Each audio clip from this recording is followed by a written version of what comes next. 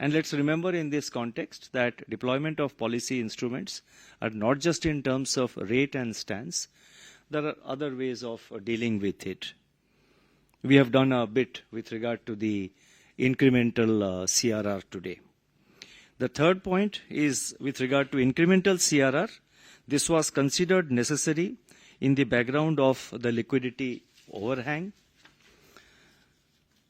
It's desirable, we considered it desirable in the interest of price stability and financial stability. It will have an impact on the inflation situation also. And as I said, it's a purely temporary measure and it will be reviewed on 8th September or earlier. We will ensure, as we have said, that there is adequate liquidity available in the system to meet the credit needs of the economy. We have done our internal lending activities, which they have been doing.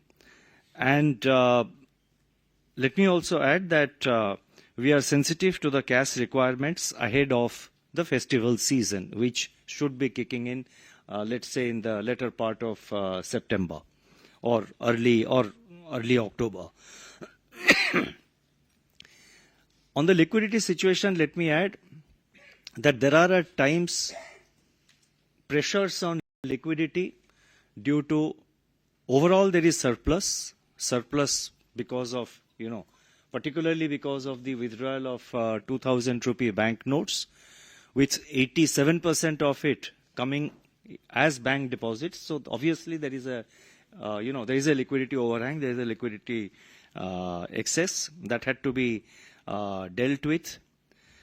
But even with that, there are periods when, as we have seen in the past, and as we may see even in the coming months, that there could be pressures on liquidity, especially in situations or at times when liquidity held in the system goes into the government coffers at the time of the tax payments.